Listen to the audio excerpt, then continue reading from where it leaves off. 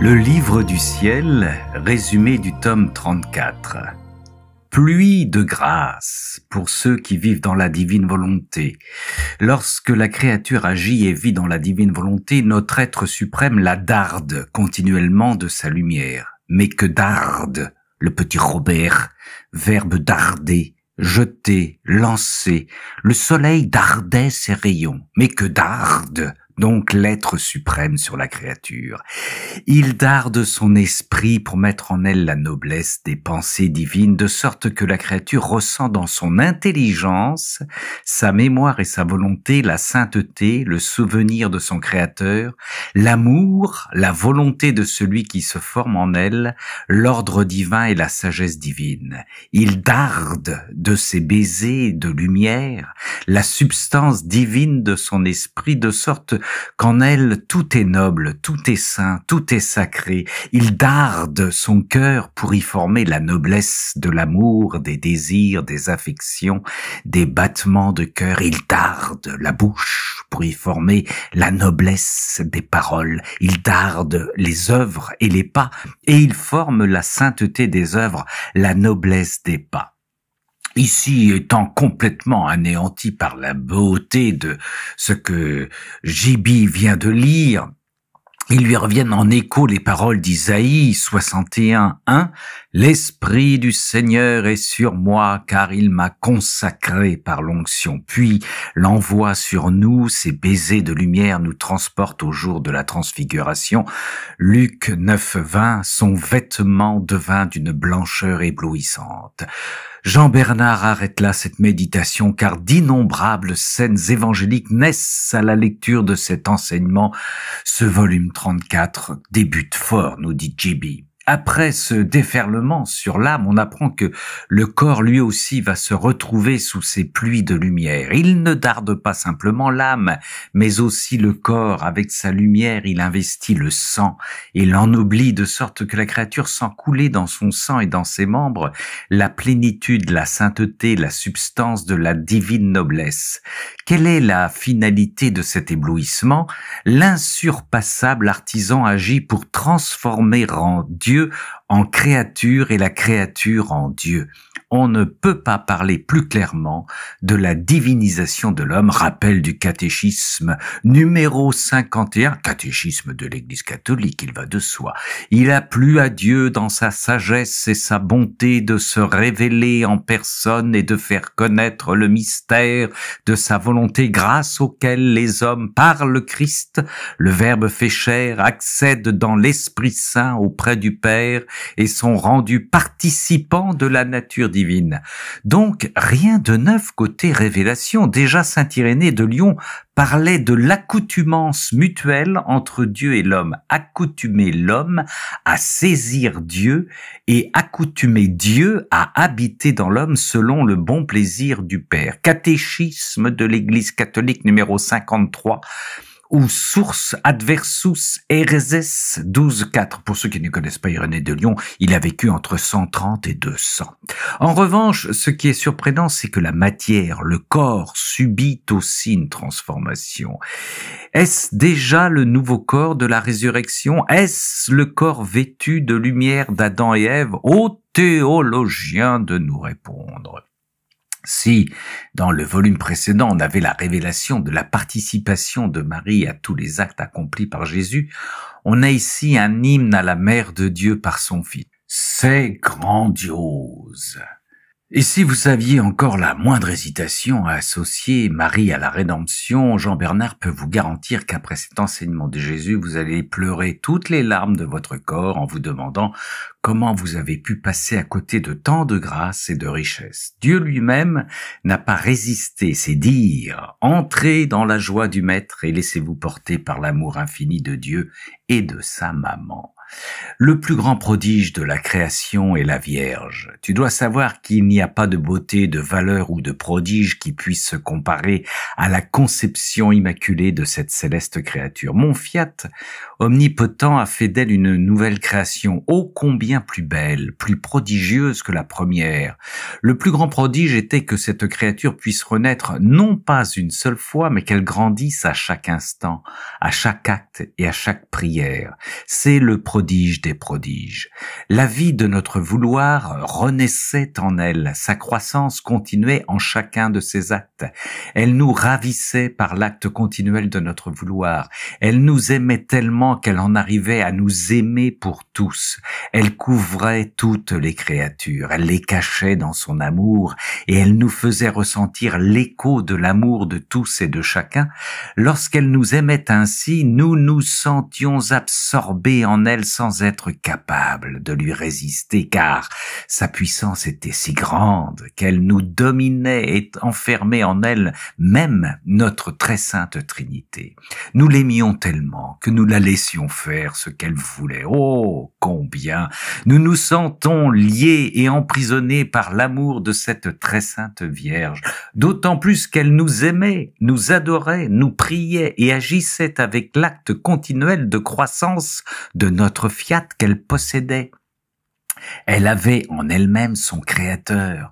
Lorsqu'elle nous aimait ainsi, nous nous sentions absorbés en elle sans être capables de lui résister, car sa puissance était si grande qu'elle nous dominait et enfermait en elle-même notre très sainte Trinité. Sa force était telle qu'elle régnait sur tous et même sur son Créateur. Elle était invincible, car avec la force du divin Fiat, elle conquérait tous et toutes choses. Nous l'aimions tellement que nous la laissions faire ce qu'elle voulait.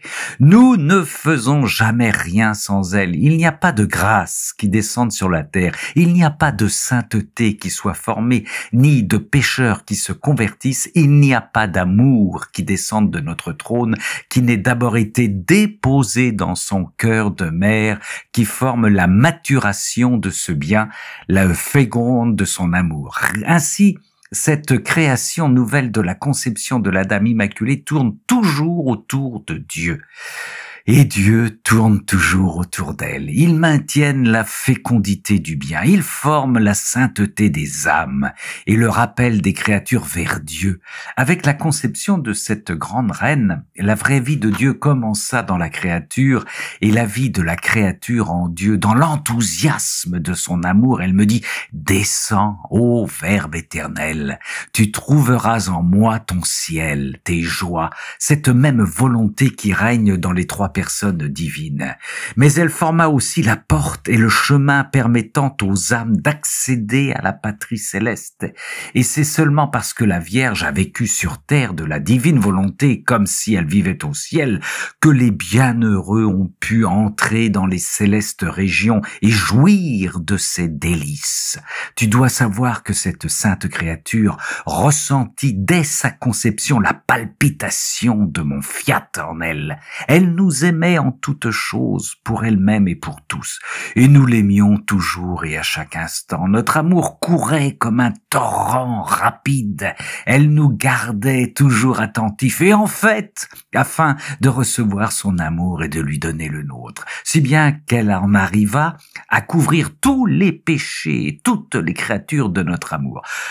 C'est pourquoi notre justice restait désarmée par cette invincible amante. Nous pouvions dire qu'elle faisait de notre être suprême ce qu'elle voulait. Oh, comme je voudrais que chacun puisse comprendre ce que signifie vivre dans le divin vouloir afin de pouvoir rendre tout le monde heureux et saint. 8/12/1935 et 23/8/1936. Marie est à l'honneur dans ce volume 34. Il y a une intervention directe de Jésus le 8 décembre 1936. Et rien qu'à lire l'introduction, nous brûlons avec Jean-Bernard d'impatience à nous plonger dans ce récit. Je veux honorer ma céleste mère, je veux raconter l'histoire de son immaculée conception.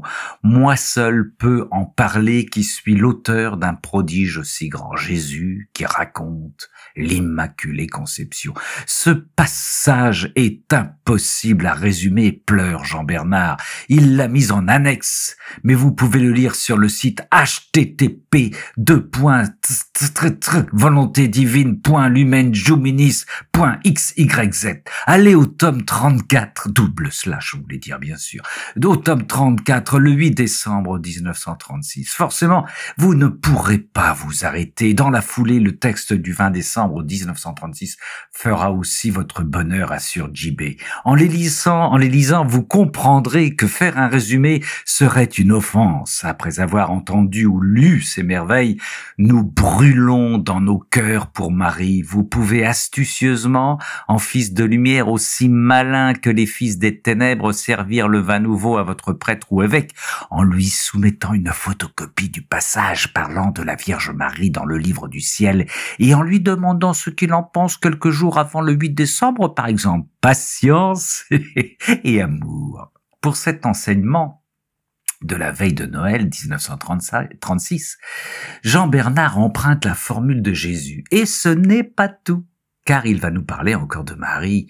Jean Bernard remarque que Jésus particulièrement a soigné les introductions de ses enseignements, car à lire les premiers mots, notre curiosité est aussitôt en éveil. Écoute-moi, et je te dirai des choses qui ne vous sont jamais venues à l'esprit, ni à toi, ni aux autres, afin d'ébranler les plus incrédules et les plus ingrats des pécheurs, et pour te dire aussi jusqu'où peut aller notre amour à étonner le ciel et la terre, au point que chacun s'exclame « Est-il possible qu'un Dieu ait aimé à ce point les créatures ?» Dans son désir et sa folie d'amour, il voulut former pour elle une mère céleste et une mère terrestre.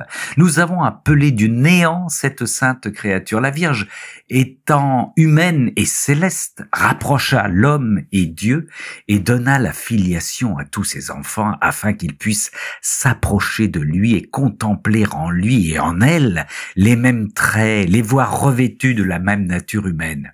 L'humanité du Verbe et la Mère céleste et humaines sont comme des dépôts où confier l'amour pour toutes les créatures et leur dire avec amour « N'ayez pas peur, n'ayez pas peur, venez à nous, nous nous ressemblons en toutes choses, venez pour que nous puissions tout vous donner, mes bras seront toujours prêts à vous embrasser et pour vous défendre. Je vous enfermerai dans mon cœur pour tout vous donner, qu'il suffise de vous dire que je suis votre mère et que mon amour est si grand que je vous garde conçu dans mon cœur. » Et c'est Jésus qui continue en disant « Mais tout cela n'est rien encore. Remercie-moi pour ce que je vais te dire. Il ne suffisait pas à notre amour qu'en vertu de notre fiat, chacun pourrait être conçu dans le cœur de cette Vierge. Elle a été conçue en chaque créature afin que chacune puisse avoir une mère bien à elle. Tu dois savoir que cette céleste reine, ayant la plénitude de notre fiat divin, il lui donna le pouvoir de la laisser générer son Jésus en chaque créature, de le faire naître, de l'élever, de faire tout ce qui lui convient pour former la vie de son cher fils.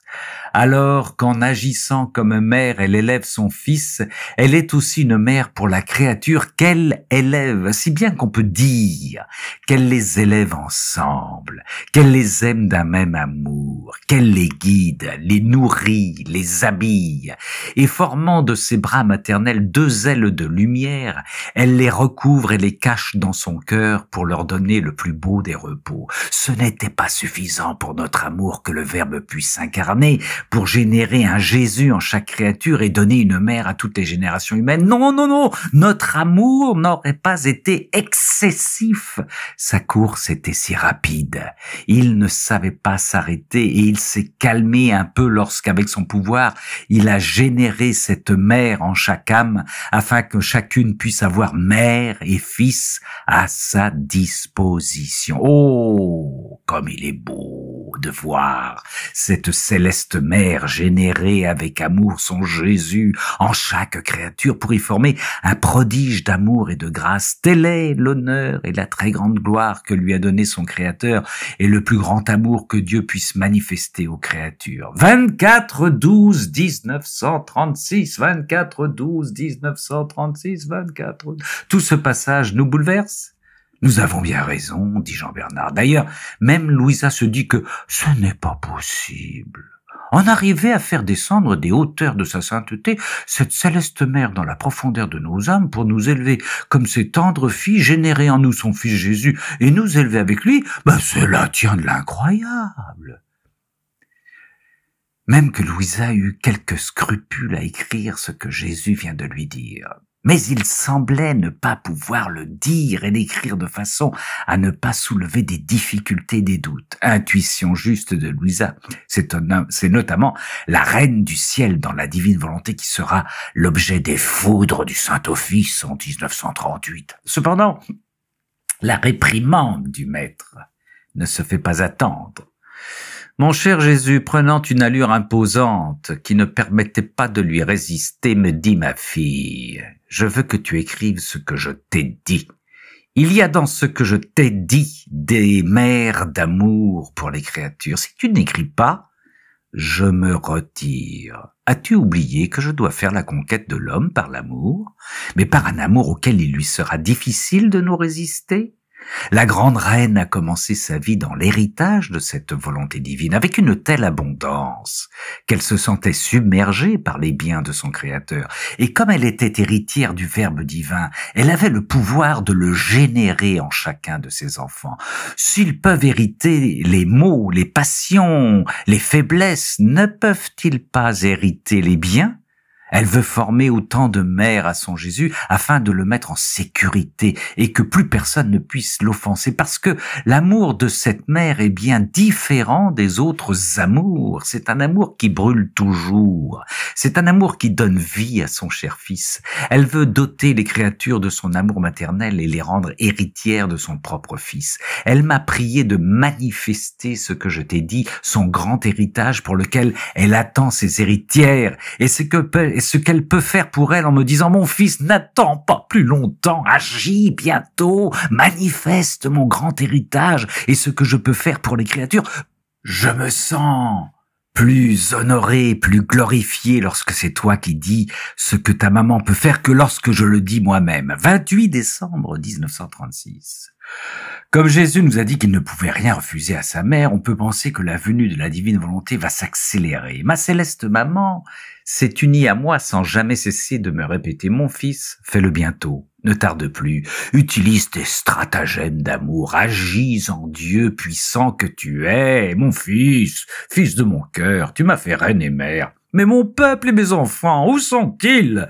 Fais que le divin fiat règne et ta maman sera leur heureuse. Elle aura son peuple et ses enfants qui vivront avec elle avec la même volonté que leur mère. Je traduis en bref, dit Jimmy, mon fils, ils n'ont plus de vin.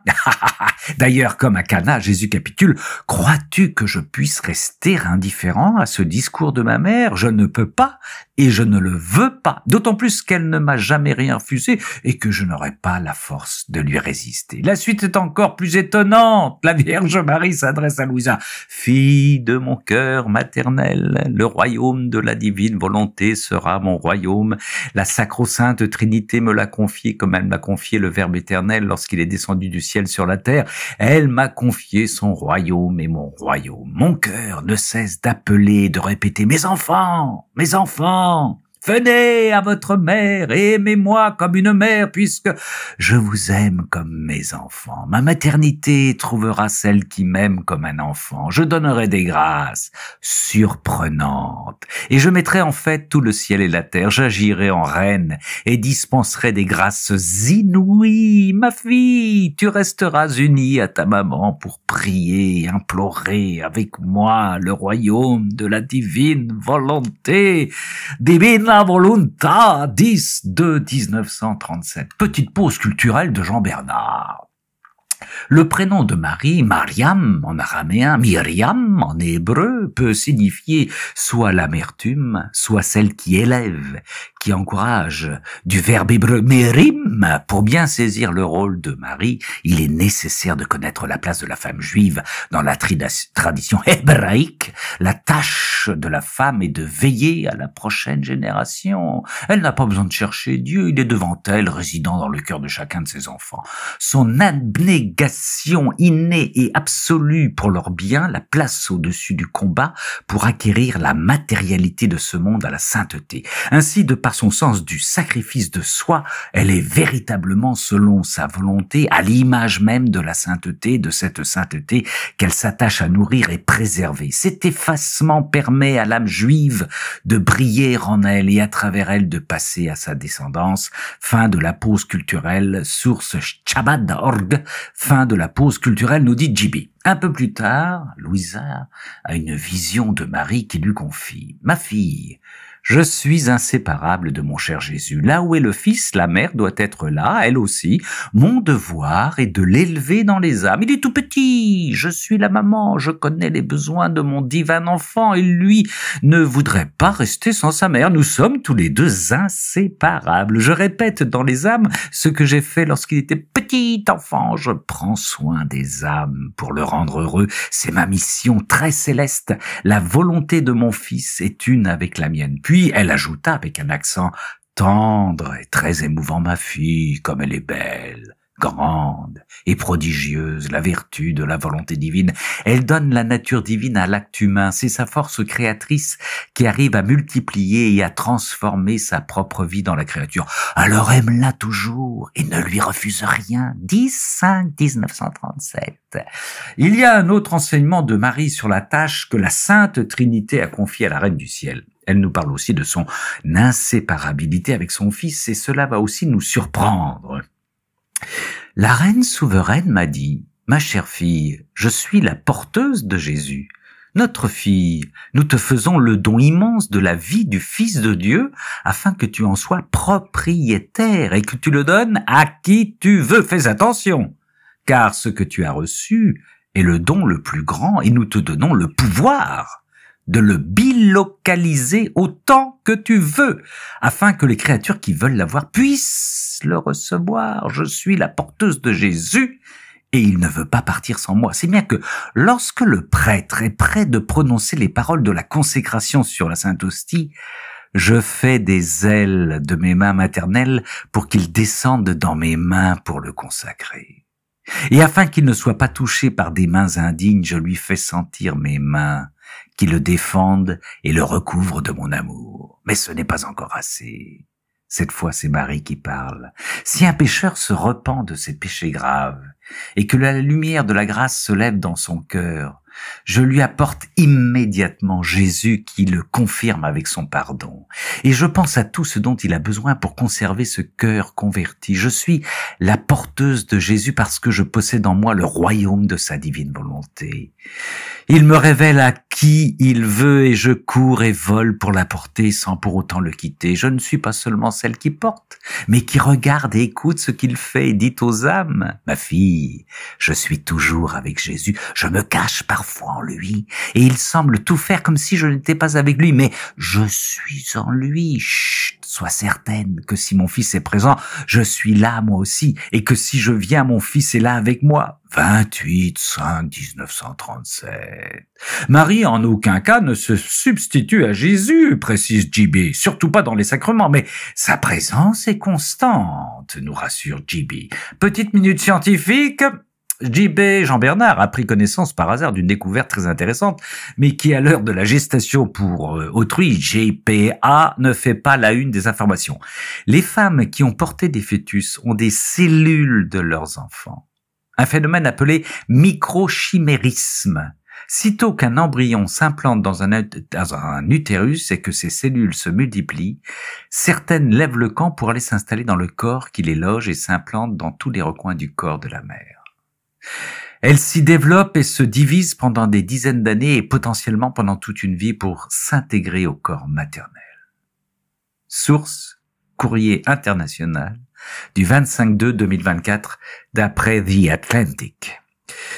Jean-Bernard, C'est bien que toutes les mamans du monde sentent ce lien indélébile avec leurs enfants, mais maintenant, c'est scientifique. Petit délire, en étendant cette découverte à Marie, nous pouvons conclure qu'elle a reçu et gardé les cellules de Jésus. Je sens que les théologiens vont en vouloir à Jean-Bernard, car avec de telles informations, ils vont avoir un énorme travail. Oh, boulot, boulot, fin du délire. Dieu soit loué. Passons au délire d'amour avec Jésus, ce sera plus instructif. Voilà ce qu'il confie à Louisa. Ma petite fille de mon vouloir, mon amour réprimé ressent le besoin de s'épancher, sinon il me fait délirer et suffoquer dans mes propres flammes. Pour me rétablir, je cherche quelqu'un qui veuille m'écouter. Ce n'est pas la première fois que Jésus demande à ne pas être seul. Sa joie augmente sans doute en voyant aujourd'hui gonfler le levain de la divine volonté. La suite de l'enseignement fera plaisir aux amateurs de musique. Un acte de plus accompli par la créature dans ma volonté est une harmonie de plus qu'elle crée entre le ciel et la terre. C'est une nouvelle musique céleste qu'elle forme pour son créateur, une musique d'autant plus agréable qu'elle nous vient de la terre. L'âme qui est sur terre peut dire « Je donne à mon créateur, comme il est beau de sentir notre ciel sur la terre, d'entendre une nouvelle musique céleste qui vient de cette voyageuse. » Quand cette harmonie relie ciel et terre, l'émerveillement peut se réaliser. Mais qui pourra te dire, ma fille, ce qui se passe dans cet emportement du ciel et de la terre lorsque mon vouloir agit dans la créature? Lorsque chacun veut prendre part à cet acte, il se produit des merveilles, des prodiges inouïs, des scènes si émouvantes que les cieux en sont étonnés et restent en extase devant la puissance de ma volonté. Et où donc? Dans le petit cercle de la créature. Et tous sont impatients d'être à nouveau emportés dans l'acte agissant de ma volonté dans la créature. Oh, avec quelle impatience ils l'attendent. Ils se sentent embellis et ils ressentent le merveilleux bonheur de l'acte conquérant de ma volonté dans la créature, ce qu'ils ne peuvent plus avoir dans le ciel parce qu'il n'y a plus pour eux de conquête à faire, ni rien à acquérir dans le ciel. Ce qu'ils ont fait sur la terre a pris fin et c'est fini, mais ce n'est pas encore tout, c'est toujours Jésus qui parle, car faire un acte de plus dans ma volonté, c'est incorporer Dieu dans la créature et la créature en Dieu, installés l'un dans l'autre. Le ciel tout entier reste stupéfait lorsqu'il regarde Dieu et il trouve la créature fusionnée en lui, qu'il aime avec son amour. Il regarde la créature sur la terre et trouve leur créature qui a son trône dans la créature et vit avec elle. Il faut passer aux actes, les amis, nous dit Jean-Bernard. C'est la plus belle preuve d'amour que nous puissions faire à Dieu. Tu ne peux pas me donner une satisfaction et un amour plus grand qu'en me prêtant tes petits actes, ton petit amour, pour que je fasse descendre en eux ma volonté afin de la laisser travailler. 26/2/1937. Surtout que le ciel n'attend que ça. Ma petite fille du Fiat suprême, notre amour est si grand que dès que la créature appelle notre vouloir dans son acte, il accourt et descend dans l'acte de la créature. Appeler notre vouloir n'est rien d'autre que préparer le petit endroit où il devrait travailler. L'appeler, c'est dire qu'on l'aime. La beauté, la somptuosité, la vertu vivifiante de cet acte divin sont si grands que mon divin vouloir les emporte dans le ciel, comme une conquête et un triomphe de l'âme où il a travaillé afin d'offrir des joies et des béatitudes nouvelles à la cour céleste. Ah, cet envoi de l'acte au ciel inquiète Louisa, mon amour. Si cet acte est transporté au ciel, la pauvre créature reste sans rien et privée de cet acte. Jésus ajouta, « Non, non, ma fille, l'acte est toujours celui de la créature, personne ne peut le lui enlever, l'acte demeure dans l'âme en même temps qu'il est emporté au ciel comme une gloire et une joie nouvelle pour les saints, une pluie bénéfique pour tous les habitants de la terre. La famille humaine est ainsi liée au ciel et le ciel à la terre. » 25/4/1937.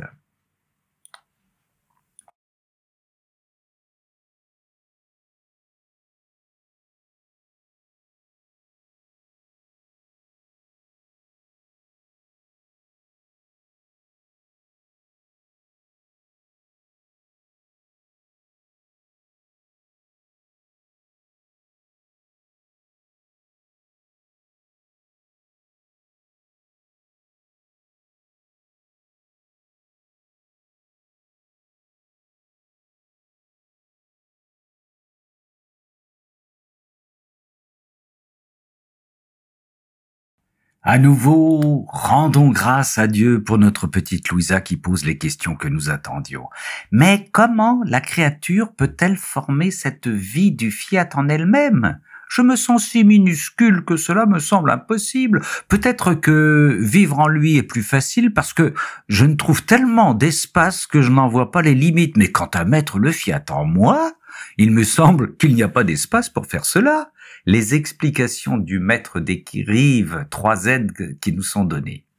Ma fille, tu dois savoir que nous prenons plaisir à former notre vie dans la petitesse de la créature, de sorte que la première manière qui se prête à communiquer et à se faire sentir la puissance et l'amour de notre volonté, c'est toute la création. Il existe une deuxième manière, plus splendide, c'est tout l'amour qui brûle en nous, notre désir que la créature possède la vie de notre volonté, que chaque acte, pensée, parole, battement de cœur, travail et mouvement de la créature soit une émanation divine de ce que nous faisons. Notre être divin court en chacun de ces actes pour lui donner ce qui est à nous.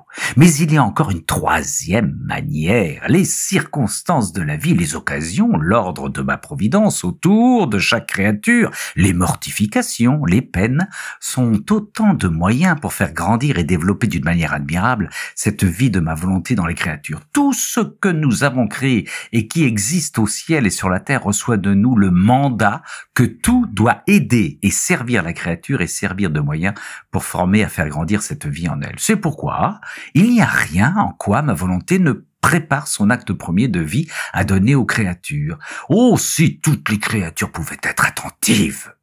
6-3-1937. Restons sur les actes accomplis dans la divine volonté, car ceux-ci sont vie et d'une manière surprenante. Je veux encore te dire tout le bien que contient un acte de plus de la créature dans mon vouloir. Ma volonté est vie, et elle ne fait rien d'autre que générer cette vie. Chaque acte de plus que la créature accomplit en elle contient l'acte générateur que possède ma volonté. Lorsque l'acte est accompli, ma volonté parcourt le monde entier afin de trouver des âmes bien disposées où elle pourra déposer sa naissance générée et former un enfant du royaume de son fiat. Oui, vous avez bien lu et Jésus insiste, chaque acte forme un enfant de plus dans mon royaume. Par conséquent, ma volonté cherche la créature qui lui prêtera ses actes. Mais sais-tu pourquoi elle va chercher les actes de la créature? Pour tous ceux qui vivent dans la divine volonté, ne vous étonnez pas si vous ne voyez aucun résultat à vos actes. Dit Jean Bernard, ce n'est qu'au ciel que la créature saura tout ce que nous avons fait. 14-3-1937. Au ciel, au ciel, au ciel, j'irai. Voyage dans les célestes demeures. Louisa fait sa ronde dans le divin fiat et surprise. Je faisais ma ronde dans le divin fiat afin de suivre dans la mesure du possible ces actes divins, la création et tous les saints actes des créatures, sans exclure ceux de ma céleste mère ni ceux de mon cher Jésus. Mais ce qui est extraordinaire, c'est que dès que je les retraçais, ils devenaient miens. Pas de quoi t'étonner, petite Louisa. Ma bienheureuse fille, pourquoi t'en émerveiller? Tu dois savoir que tout ce qui est saint et bon appartient à mon fiat. D'autant plus que la création, la rédemption, la reine du ciel, tous les actes bons et saints ne sont rien d'autre que le souffle de Dieu. Ma fille, lorsque la créature vit avec ma volonté, elle lui fait don avec un amour sans égal de tout ce qu'elle possède. Elle la rend maîtresse de toutes choses. Mais ce don ne peut être fait que lorsque la créature reconnaît nos œuvres, les apprécie et les aime. Tout cela semble normal. En revanche, c'est la suite qui va rassurer les yo-yo de la divine volonté. L'amour de mon fiat est si grand pour celle qui vit en lui que si la créature, non pas à cause de sa volonté, mais par faiblesse et impotence, ne suit pas tous les actes de mon vouloir, ou encore si à cause de souffrance ou d'autre chose encore sa vie ne coule pas dans ma volonté, son amour est si grand que ma volonté fait ce que la créature devrait faire. Et Jésus nous en donne même la raison. Cela afin que la vie humaine ne soit ni divisée ni séparée de ma volonté. Si elle ne le faisait pas, le vide divin resterait là. Mais son amour ne le tolère pas, et ma volonté agit en pourvoyeuse de ce qui manque à la créature. Peut-on avoir un amour plus grand? Il en arrive à dire « Courage, ne crains pas, viens suivre en moi en toute confiance. Si tu interrompais ton travail dans mon fiat, j'aurais pitié de toi et je prendrais ta part de travail. Ce que tu ne pourras pas faire, je le ferai pour toi en toutes choses. Le royaume de ma volonté est un royaume d'amour, de confiance et d'entente mutuelle. » 18-3-1937. Une révélation de Jésus sur Marie, même si, comme le dit Jean Bernard, on ne peut rien ajouter à la révélation. Sais-tu, ma fille, que ma maman prépara pour moi la fête de ma naissance? Et sais-tu comment? Dans les mers d'amour qui descendaient du ciel par la descente du Verbe éternel, elle sentait le cri continuel de Dieu qui voulait être aimé en retour. Et comme elle est reine de toute la création, elle invita le ciel avec son amour et elle mit sur chaque étoile le sceau du « Je t'aime, ô Fils, pour moi et pour tous ». Elle invita le soleil dans sa mer d'amour et elle imprima sur chaque goutte de lumière son « Je t'aime, ô Fils ». Elle demanda au soleil de revêtir de sa lumière son Créateur et de le réchauffer afin qu'il puisse ressentir en chaque goutte de lumière le « Je t'aime » de sa maman. Elle investit le vent de son amour et avec chaque souffle, elle scella le « Je t'aime, ô Fils », puis elle l'appela afin de le caresser et qu'il puisse ressentir avec chaque souffle le « Je t'aime, ô Fils, je t'aime, ô Fils ». Elle invita l'air tout entier dans ses mers d'amour, afin qu'en respirant, il puisse ressentir le souffle d'amour de sa mère. Elle recouvrit la mer tout entière de sa mer d'amour, chaque frétillement de poisson, et la mer murmura « Je t'aime, ô Fils !» et les poissons frétillaient « Je t'aime, ô Fils !» Il n'est rien que ma mère n'ait revêtu de son amour. Avec son empire de reine, elle commanda à tous de recevoir son amour, afin de redonner à Jésus l'amour de sa maman. Je trouvais dans son amour celui de toutes les créatures. Et moi, je sentais en chaque créature son amour maternel. Ma fille, y a-t-il une chose que l'amour animé par un fiat omnipotent ne puisse faire? Ne pas aimer une créature qui nous aime s'avère impossible. Toute notre puissance et notre force divine sont rendues faibles et impotentes devant la force victorieuse de celle qui nous aime. Pour terminer, nous sommes nous aussi invités à fêter Jésus. C'est pourquoi tu me donnes également la fête que ma mère m'a donnée à ma naissance. Invoque le ciel et la terre avec ton « Je t'aime, ô Jésus ». Serre-moi contre ton cœur pour me réchauffer avec ton amour. Et avec la lumière de ma volonté, forme pour moi le vêtement pour m'habiller. Ainsi tu feras aussi pour moi la fête. Je la ferai pour toi en te donnant un amour nouveau et une connaissance nouvelle de ma volonté. 1-1-1937. Si nous tenons à savoir comment rendre gloire et honneur à Dieu, lisons la notice du constructeur. Il n'y a pas de plus grand honneur que la créature puisse nous rendre que de venir dans notre volonté divine. Voilà, tout est résumé en une phrase. Dès que la divine volonté nous voit arriver de loin, comme le Fils prodigue, nous mettons à sa disposition toute la création qui lui appartient, parce que c'est pour elle que tout a été fait. Heureusement, la méthode pour rester dans la divine volonté nous est donnée. Cela commence par les rondes dans la création. Si nous avons créé tant de choses, c'est que nous attendions la créature pour lui faire connaître combien nous l'aimons et pour lui donner en chaque chose créée la potentialité de notre amour, afin de nous faire aimer. En tournant, faire des rondes dans chaque chose créée, elle trouve notre puissance créatrice qui l'investit et lui communique notre amour qui est en chaque chose créée. C'est ainsi que l'amour du Créateur et de la créature échangent un baiser. L'un se repose dans l'autre. Ils ressentent tous deux la satisfaction de l'amour véritable. Oh, combien est belle la compagnie de celle qui nous aime. Notre satisfaction est si grande que notre amour s'élève et invente des œuvres plus belles encore, d'autres trouvailles amoureuses pour aimer, nous faire aimer. 15-12-1935. Un peu plus tard, Jésus détaille sur les rondes. En tournant dans les œuvres de la création, elle répète mes œuvres.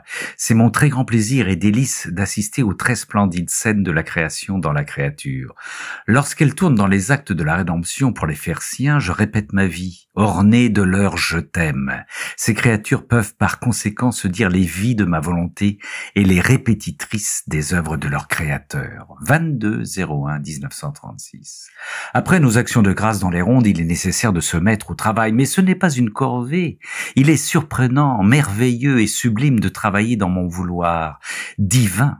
Lorsque la créature accomplit son acte en lui, cet acte est débarrassé de ce qu'il a d'humain et il acquiert l'union de l'unité de l'acte divin.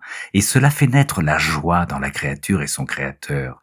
Le plus grand bonheur, la grâce la plus sublime pour la créature, la gloire, le plus grand honneur pour nous, est de posséder la volonté humaine et son acte dans notre unité. Ainsi, quand nous posons tous nos actes, même les plus infimes, dans la divine volonté, tout ce que peut faire la créature, les actions naturelles, les actes les plus indifférents, les paroles, les œuvres, les pas, tous ces actes possèdent notre unité et sont unis aux nôtres. Résultat des courses, cela veut dire que toute la création et chaque créature ne sont que l'effet de l'unité de notre acte. Ainsi, en s'unifiant, la volonté humaine devient notre effet continu.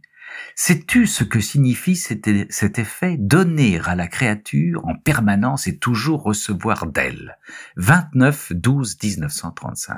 Ainsi, avec les rondes puis nos actes accomplis dans la divine volonté, la transformation se poursuit, mais plus aucune crainte à avoir. En amour, Dieu nous précède. Ton besoin extrême de vouloir sentir la vie de ma volonté à chaque instant sont autant de blessures pour mon cœur, de violentes déchirures amoureuses qui me font courir, voler vers toi pour faire grandir la vie de ma volonté en toi. Notre fougue amoureuse est telle que nous l'aimons doublement et avec un amour nouveau, mais ceci ne nous suffit pas. L'amour que notre être lui communique est si abondant qu'elle peut nous aimer elle aussi avec un amour nouveau et redoublé. Ces merveilles et ces prodiges existent uniquement dans notre volonté divine. Dieu s'aime lui-même dans la créature, tout étant sien. Notre volonté est unité. Elle donne librement son amour à la créature pour qu'elle puisse aimer. Elle lui donne sa sainteté pour la rendre sainte, sa sagesse pour se faire connaître. Il n'est rien que ma volonté possède et qu'elle ne lui donnerait pas. Si elle est attentive, ma volonté fera tout ce qu'il faut pour former sa vie dans la créature. 5/1/1936. Pour progresser dans la divine volonté, nous y entrons certes dépouillés de notre volonté, mais il nous est remis une dot. Nous donnons à celle qui veut vivre dans notre volonté le premier soutien, la protection la plus sûre, ce sont les vérités. Les vérités qui sortent de notre sein ont pour mission d'enclore les âmes dans la lumière qu'elles possèdent. Tu vois par conséquent l'importance de la dot que je donnerai à celle qui vivra dans notre vouloir éternel. Ce sera la grande dot, l'héritage divin que je donnerai à celles qui voudront vivre dans mon fiat. 6/6/1937. Vivre dans la divine volonté est un bien et un droit pour les créatures. Ma volonté est vie et communication. Tout ce que l'on fait dans ma volonté est vie. C'est un bien et un droit pour toutes. Chacune peut répéter cet acte afin de former l'œuvre de la vie divine en elle. Jésus nous détaille comment ce droit nous est acquis. Les premiers droits pour faire que le royaume de mon vouloir soit possédé par les générations humaines ont été donnés à Adam. Car dans la première époque de sa vie, ces actes étaient accomplis dans le divin vouloir.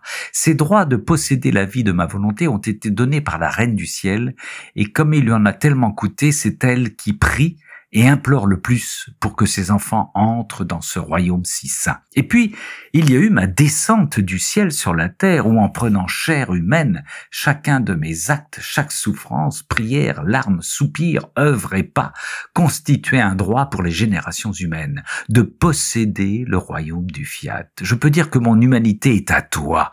Mon humanité est le vêtement qui doit couvrir et habiller décemment toutes celles qui veulent posséder le royaume. 8/4/1937.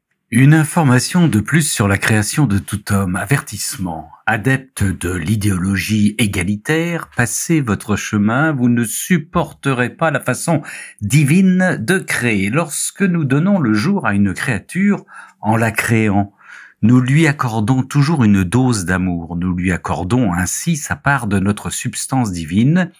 Selon les desseins que nous formons sur elle, nous augmentons la dose de notre amour. Voilà pour la première étape. La seconde nécessite l'amour de la créature pour son créateur.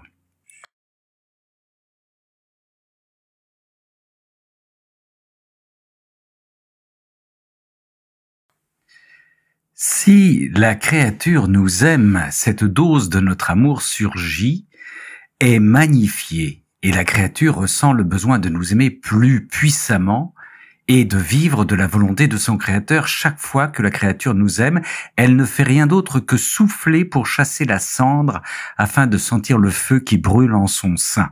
Ce feu deviendra si grand qu'elle ne sera plus capable de vivre sans nous aimer. Amour et création sont liés, nous dit Jésus. Et il retrouve cet amour dans les âmes qui vivent dans la divine volonté. Sais-tu où va notre amour ? Il va dans les âmes qui vivent dans notre volonté, pour trouver un soulagement et pour se reposer un peu avant de reprendre immédiatement son vol pour déverser son amour incessant. Tout comme nous ressentons le besoin d'être aimés en retour, elles sentent la nécessité, le besoin d'être aimées par celui qui les aime tant. Voilà qui rappelle à Jean Bernard cette prière de Charles de Foucault, parce que je t'aime et que se met un besoin d'amour de me donner, de me remettre entre tes mains.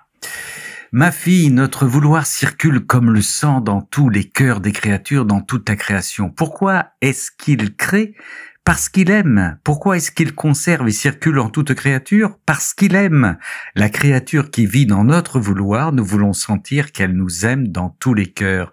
Quelle est belle la note d'amour de la créature en chaque cœur.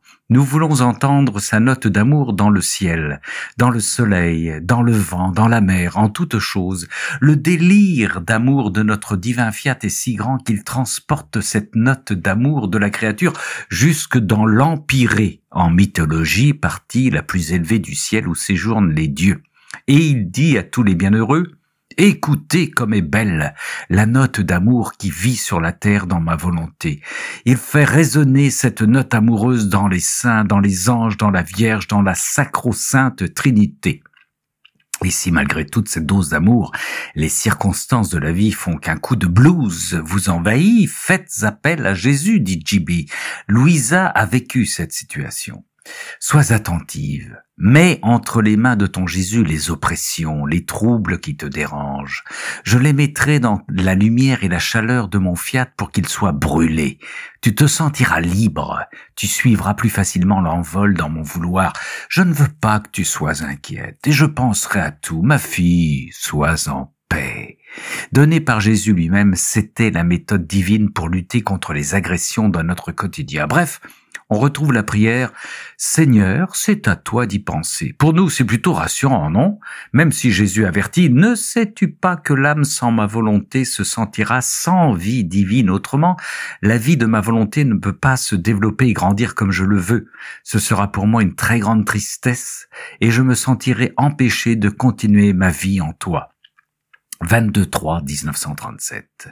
N'ayons pas peur, Dieu protège ses enfants. Une fois dans le fiat divin, 3 murs sont formés afin de ne pas nous laisser sortir du fiat. Mais avant d'écouter cette construction, une remarque de Jésus. Je ne tiens pas compte des sentiments de la créature qui n'existent pas pour moi. Souvent, ils servent à la faire se jeter dans mes bras pour que je la libère de ses ennemis qui lui font perdre la paix. On comprend mieux cette phrase lorsque Jésus nous remet en mémoire la grandeur de notre acte. On ne peut pas donner sa volonté humaine à Dieu, puis la reprendre, puis la redonner, puis la reprendre. Dans ce sens, la vague de nos sentiments fluctuants n'a pas sa place. Comme c'est notre plus grand bien que nous offrons en cadeau, Dieu va tout faire pour le garder. Comment peux-tu croire que ces droits soient faciles à abandonner ? Nous entourons de murs la créature. 1. D'abord d'un mur de lumière, afin que si elle voulait en sortir, l'éclipse de la lumière fait qu'elle ne sache plus où aller et elle reviendrait alors se cacher dans le sein de son Créateur. 2. Le second mur est tout ce que mon humanité a fait sur la terre. 3. Le troisième mur est celui de toute la création qui sent en elle la vertu agissante du vouloir divin. Ce mur possède en lui la vie du vouloir divin. Passage important donc, Dieu protège son bien. D'ailleurs, ceux qui vivent dans la divine volonté le constatent. L'intérêt pour les passions anciennes s'estompe jour après jour. Notre nouveau combat, c'est l'effet yo-yo. Ne pas oublier d'accomplir tous nos actes dans la divine volonté. D'ailleurs, pour l'effet yo-yo, oublie tes actes à faire dans la divine volonté. Il nous appartient d'être plus attentifs, car vivre dans la divine volonté demande normalement un acte continuel. Mais notre Créateur, connaissant nos faiblesses, dans son amour infini et son désir de nous garder dans la divine volonté, veille sur nous de façon à ce que sa course ne soit pas interrompue et si c'est nécessaire, supplée. Moi, sans même lui parler de son interruption, je reprends à partir du moment où elle s'arrêtait, de sorte que la vie de mon Fiat est restée ininterrompue en elle parce que j'ai suppléé à tout. Ayant brisé sa course, je ne lui en fais pas le reproche, je ne lui en parle pas, et si elle remarque qu'elle a manqué en quelque chose, je l'encourage, je compatis avec elle afin qu'elle ne perde pas confiance, et toute bonté je lui dis, n'aie pas peur, j'ai suppléé à tout pour toi, et tu seras plus attentive, n'est-ce pas? Et elle, en voyant ma bonté, l'aime encore plus. 6-6-1937. Tel est l'amour de notre Dieu. Soyons donc plus attentifs à vivre nos actes dans la divine volonté. Certains parlent du martyre de l'attention. Personnellement, je préfère, dit Jean Bernard, le jeu de l'attention. Le jeu n'a pas la prétention de se perdre pour une nouvelle vertu. Il demande aussi concentration et vigilance. Mais ce n'est pas tout. Il fait naître la joie. La paix, et plus précisément la paix de l'âme, est nécessaire, nous dit Jésus. Ma fille, fais attention, parce que je ne sais que faire d'une âme qui n'est pas en paix. La paix est mon céleste séjour. La paix chasse les terribles tempêtes. Elle fait apparaître le sourire céleste des saints, le doux enchantement d'un printemps qui ne finit jamais. Par conséquent, ne me cause pas le chagrin de ne pas te voir en paix. Il donne ce conseil à Louisa, que ton âme soit toujours embaumée par notre paix divine, car nous ne connaissons pas l'inquiétude. Tout sera pour toi sourire, douceur et amour de ton Créateur. 6-5-1937. La volonté divine est ordre et paix. Ma bienheureuse fille, ma volonté est ordre. Et le signe qu'elle règne dans l'âme est l'ordre parfait, qui génère la paix, de sorte que la paix est fille de l'ordre, et l'ordre est le fils immédiat généré par mon Fiat. Mais tu ne sais pas tout le bien que l'ordre produit. Il rend la créature maîtresse d'elle-même et de toutes les choses créées. Mais ce n'est pas tout. La vertu de l'ordre est admirable. Elle communique à tous ses vagues pacifiques et dominatrices. Et si par hasard nous ne nous sentons pas en paix, le remède nous est donné. Aussi, sois vigilante, afin que tout soit en ordre et en paix en toi. Et si tu sens que ce n'est pas le cas, reste sur tes gardes et prie-moi pour que, avec mon autorité, je terrasse tout ce qui n'est pas ordre et paix pérenne. 23-5-1937. Dernier conseil de Jésus, jouis de la paix de ce vouloir que tu possèdes, et ton Jésus pensera à tout. 4-4-1937. Mon Père est toujours à l'œuvre, et moi aussi je suis à l'œuvre. Jean 5-17. Cette phrase de Jésus prend tout son sens dans ce passage. Notre création n'a pas été achevée dans l'homme, elle a été interrompue par son retrait de notre vouloir. Nous attendons avec impatience que la créature revienne dans les bras de notre Fiat pour le laisser régner en elle. Nous reprendrons alors la continuation de la création. Oh, combien de choses magnifiques nous accomplirons. Nous lui ferons des dons surprenants. La divine volonté n'est pas la fin des temps, mais seulement une ère nouvelle qui annonce la reprise de la création. Jésus nous en donne une description sommaire. Notre sagesse mettra en œuvre tout son art divin. Combien de belles images qui nous ressemblent pourra-t-elle créer par cette lumière divine, toutes magnifiques, mais distinctes les unes des autres en sainteté, en puissance et en beauté. Notre amour ne sera plus entravé lorsque notre vouloir peut faire et donner tout ce qu'il veut. Il le manifestera en donnant afin de reprendre son amour réprimé. 18-6-1937. Concernant notre venue sur la terre, notre propre naissance, Jésus nous révèle qu'il y avait avant tout une volonté divine à la source de chaque existence. Ma bienheureuse fille, ma volonté est tout pour la créature et sans elle, tu n'aurais même pas la vie. Tu dois savoir que chaque créature possède depuis le début de son existence un acte voulu et décidé par ma volonté. La création de la créature commence sous la loi d'un acte d'amour et de divine volonté, voulu avec toute la plénitude de connaissance. Parce que notre volonté ne sait pas faire des êtres qui ne nous ressemblent pas.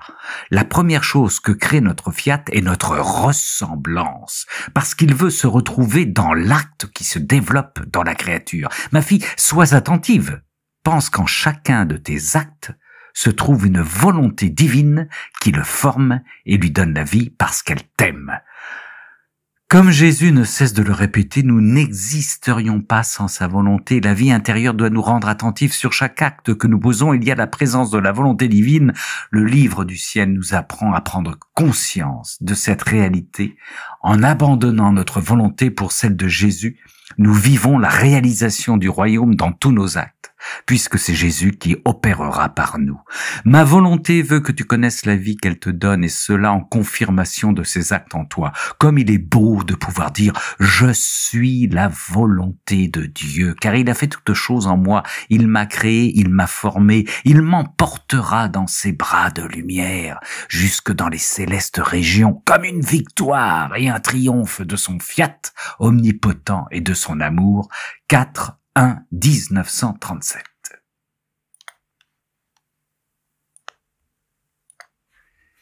Jésus parle de son incarnation, et qui dit incarnation de Jésus dit conception de la Vierge Marie. Et au vu de ce que Jésus nous a dévoilé sur la dose d'amour attribuée en fonction du dessein de la créature, Jean Bernard nous laisse imaginer la dose pour la Vierge Marie. Dès le premier instant de sa conception, la Reine Immaculée sentait en elle l'amour de son Créateur et notre volonté agissante plus que sa propre vie. Elle nous aimait tellement qu'elle ne perdait pas un seul instant sans nous aimer. Elle magnifiait ainsi cette dose d'amour au point de pouvoir nous aimer pour toutes les créatures, de donner de l'amour à toutes et d'aimer chacune d'elles toujours et sans jamais cesser. Tu dois savoir que notre amour est si grand qu'en plaçant cette dose d'amour dans la créature, nous mettons en elle une semence de bonheur. La très sainte Vierge possédait la mère du bonheur, car elle avait autant de vie d'amour que de créatures existantes. De plus, en ne faisant jamais sa volonté et toujours la mienne, elle formait autant de vie de ma volonté en elle. Elle peut donner à chaque créature une vie d'amour et une vie de vouloir divin. Il est donc juste qu'elle soit reine de l'amour et reine de la volonté suprême. Et tout naturellement, nous arrivons à l'incarnation de Jésus. Tu dois savoir qu'avant de m'incarner, mon céleste Père regarda en lui-même. Incapable de contenir l'enthousiasme de son amour, il déversa des mers et des torrents d'amour. Dans cet enthousiasme d'amour, il regarda son Fils. Je me retrouvais dans ces mêmes flammes d'amour, et je me commandais à moi-même de pouvoir m'incarner dans un élan d'amour, sans quitter mon Père, ni le Saint-Esprit. Le grand prodige de l'incarnation s'est produit. Je restais avec mon Père tout en descendant en même temps dans le sein de ma mère. Les trois personnes divines étaient inséparables. Je restais au ciel et je descendis sur terre. Le Père et le Saint-Esprit sont descendus avec moi sur terre et ils restaient au ciel. Il y avait dans cet acte si grand de notre être divin un tel débordement d'amour que les cieux en demeuraient stupéfaits et les anges étaient surpris et muets, tous blessés dans nos flammes d'amour. L'incarnation n'était rien d'autre qu'un acte de notre volonté divine. À l'écoute de ces paroles, nous pourrions nous dire « Bon, ok, procédure spéciale pour Jésus, dit Jean Bernard. Certes, c'est vrai, pour les océans d'amour, mais le principe reste le même chaque fois que l'âme veut faire la volonté divine. Chaque fois que l'âme veut faire notre volonté, mon Père Céleste regarde premièrement en lui-même, appelle en conseil la sacro-sainte Trinité, afin de remplir cet acte de notre volonté de tous les biens possibles et imaginables. Il la fait ensuite sortir de lui-même et il fait investir la créature par cette volonté agissante, communicante et transformante. Jésus poursuit, tout comme dans l'incarnation, les trois personnes divines sont restées au ciel et sont descendues dans le sein de la Vierge Immaculée. Ma volonté forme alors dans la volonté humaine son acte divin, elle se répand en grâce surprenante afin de communiquer sa sainteté à toutes les créatures. Ce sont des prodiges inimaginables que ma volonté accomplit lorsque la créature l'appelle à travailler en elle. Ainsi, en vivant dans la divine volonté, ce principe agit. Et si Jean Bernard a bien compris, puisqu'il n'est pas bête, il ne peut se tromper, cela a été transmis à la Vierge Marie. C'est par elle que les prodiges de la volonté peuvent s'accomplir dans toutes les créatures. Pour les théologiens que ces paroles heurteraient, écoutez attentivement les enseignements du Maître, s'il vous plaît. Lorsque la créature entre dans notre volonté, celle-ci met en action son œuvre divine comme si elle agissait en cet instant même.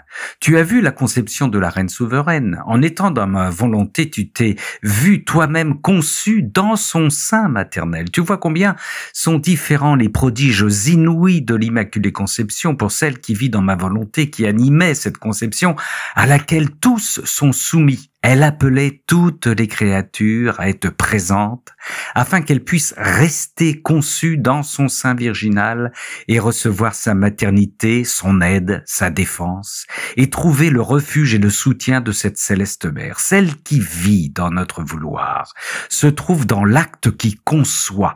Elle est la fille dont la volonté cherche spontanément sa mère et elle prend place enclose dans le sein maternel afin que la céleste reine soit sa mère. Cette créature aura part aux richesses de la reine souveraine, à ses mérites, à son amour. Elle sentira en elle la noblesse et la sainteté de cette reine parce qu'elle sait à qui elles appartiennent. Et Dieu la rendra participante des biens infinis et de l'amour exubérant présent à la conception de cette sainte créature. Jésus termine: en m'incarnant dans le sein de ma céleste mère, mon amour était si grand que le ciel et la terre ne pouvaient le contenir.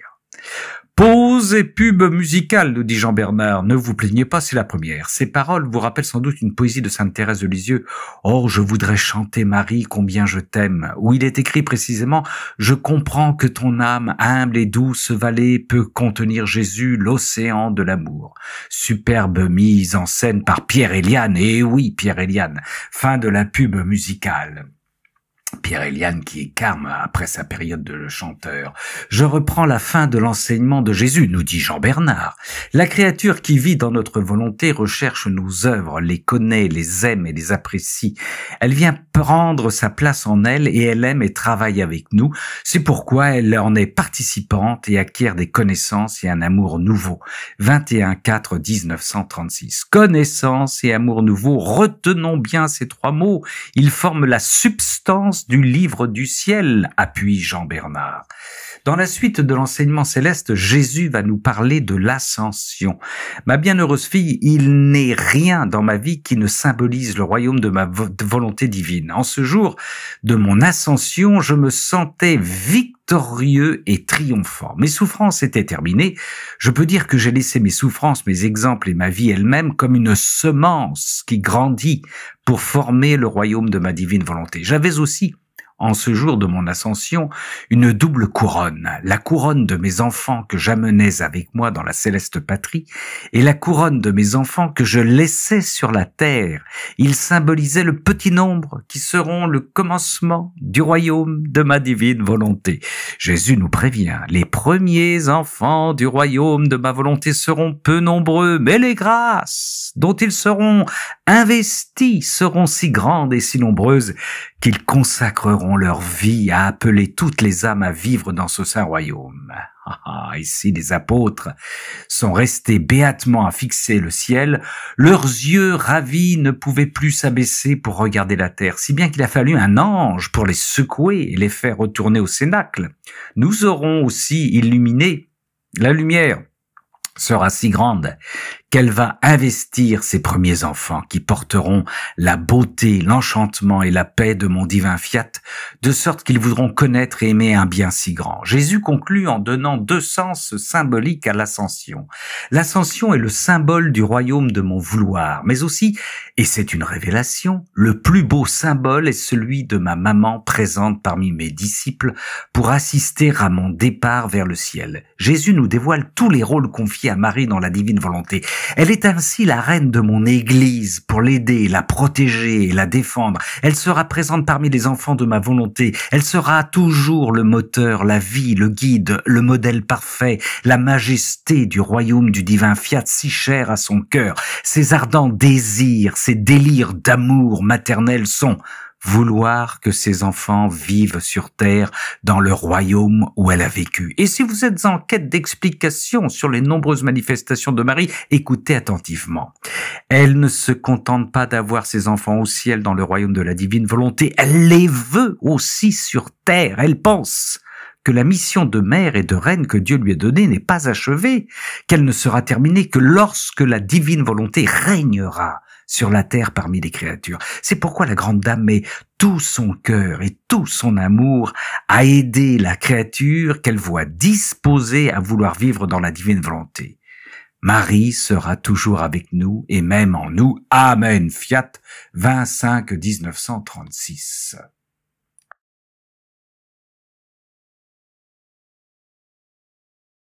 Moment de grâce. Vous avez droit à une révélation personnelle. En lisant cette dernière phrase, c'est Jean Bernard qui parle sur la signification de l'ascension. Il symbolisait le petit nombre qui seront le commencement du royaume de ma divine volonté, le cheminement personnel commencé comme par hasard par une conversion le jour même de l'ascension. C'est Jean Bernard qui parle, c'est Jean Bernard. Jusqu'à la découverte de la divine volonté du livre du ciel, prend un éclairage nouveau et il ose le dire divin. Merci Seigneur, Seigneur Jésus, bénis ton serviteur Jean Bernard. Sur la vie terrestre de Jésus, il reprend ce qu'il avait dit dans un tome précédent. Jésus reprend. Tu dois savoir que toute ma vie n'était rien d'autre que l'appel continuel de ma volonté au milieu des créatures. Et le rappel des créatures dans mon fiat suprême, il rappelait les créatures à être conçues en lui. Et il va nous donner un sens symbolique pour chaque étape de sa vie terrestre. Sur l'enfance, en toutes mes larmes d'enfant, mes gémissements, mes prières et mes soupirs, il rappelait ma volonté dans les larmes, les souffrances et les soupirs des créatures. Sur la fuite en Égypte, mon exil symbolisait aussi la façon dont les créatures étaient exilées de mon vouloir. Sur le retour à Nazareth, mon retour à Nazareth symbolise ma divine volonté. J'y ai vécu caché, son règne était en pleine action dans la famille sacrée. Il était le Verbe, la divine volonté en personne voilée par mon humanité. Sur les 40 jours au désert de Nazareth, je passais au désert et dans la grande solitude, la plupart du temps avec le rugissement des animaux féroces autour de moi, symbole de ma volonté divine, qui n'étant pas connue forme le désert autour de la créature et une solitude qui engendre l'horreur et la peur. La vie publique. Du désert, je passais à la vie publique où rares étaient ceux qui croyaient en moi que j'étais le Messie. Oh, ma vie publique symbolise tellement le triomphe du royaume de mon fiat parmi les créatures. Avec des vérités surprenantes, je le ferai connaître. Pour y arriver, je ferai des miracles et des prodiges. Sur la passion de la vie publique, je suis passé à la passion. Celle-ci est symbole de la passion de ma volonté. Durant tant de siècles, elle avait souffert de toutes ces volontés rebelles des créatures qui, en refusant de se soumettre à ma volonté, avaient fermé le ciel, brisé les communications avec leur créateur. Et elles étaient devenues les esclaves malheureuses de l'ennemi infernal. Sur la crucifixion, mon humanité lacérée recherchait la mort. Crucifiée, elle représentait l'humanité malheureuse, sans mon vouloir devant la divine justice. Sur la résurrection, ma résurrection appelait toutes les créatures à ressusciter dans mon fiat divin. Et oh, comme elle symbolise la résurrection du royaume de ma volonté, mon humanité ressuscitée assure le royaume de ma volonté sur la terre. Elle était mon acte unique de triomphe et de victoire. Elle était importante pour moi parce que je ne voulais pas partir pour le ciel avant d'avoir pu donner tout ce qui peut permettre aux créatures de rentrer à nouveau dans le royaume de mon vouloir. 31/5/1936. L'organisation et la hiérarchie dans le royaume de la divine volonté, Jésus décrypte pour nous la hiérarchie dans la divine volonté. Au sommet, Dieu, le chef du royaume de ma divine volonté et Dieu lui-même. Notre divinité ne fait que continuer son acte unique. Nous ne faisons jamais la volonté de quiconque, mais toujours la nôtre. La couronne de nos attributs est dominée par notre fiat. Son royaume est en nous et s'étend en dehors de nous. Pour nous, tout est notre volonté. Petite remarque théologique, on passe du Dieu unique, Dieu lui-même, au Dieu trinitaire, pour nous. Donc, au sommet, Dieu, la Sainte Trinité, dont le fiat, la volonté divine, domine tout. Tout est notre volonté. En second lieu, viennent la création, les cieux, les soleils, les étoiles, les vents et les eaux, ainsi que le plus petit brin d'herbe. Ils ne font rien d'autre qu'un acte continuel de notre fiat. Il y a entre eux et nous un acte respiratoire. Nous émettons le souffle de notre volonté et la création le reçoit. Il y a une telle unité de volonté avec toute la création que tout ce qui sort de nous et entre dans la création forme un acte unique de volonté suprême. La multiplicité et la diversité des choses ne sont que les effets que produit notre acte unique. En troisième lieu, viennent tous les anges, les saints et les bienheureux de la patrie céleste. Unique est l'acte que la divine volonté forme dans le ciel. Un est le souffle, il forme une vie unique avec lui, l'être suprême. Coïncidence dans le dialogue avec l'ange, justement les anges ne parlent pas de Dieu mais de lui. C'est ce que précise Jean Bernard. En quatrième place vient la famille humaine. Leur volonté n'est pas une avec la nôtre. Ainsi, elle ne respire pas notre vouloir qui apporte l'ordre, la sainteté, l'union et l'harmonie avec son Créateur. Par conséquent, elle reste éparpillée, désordonnée et loin de nous. Ce sont des êtres malheureux. À partir de ce tableau hiérarchique, Jésus exprime clairement le désir divin d'achever la création et l'obstacle que constitue la volonté humaine dans la réalisation de ce royaume. Notre main créatrice, qui devrait former son chef-d'œuvre le plus beau en chaque créature, en est empêchée par l'absence de notre volonté. Elle ne trouve pas leur âme préparée, adaptable, pour rendre faisable notre art divin. Là où manque notre vouloir, nous ne savons que faire de cette créature. C'est l'absence d'unité entre la volonté divine et la volonté humaine qui empêche la venue du royaume. Notre œuvre créatrice est empêchée.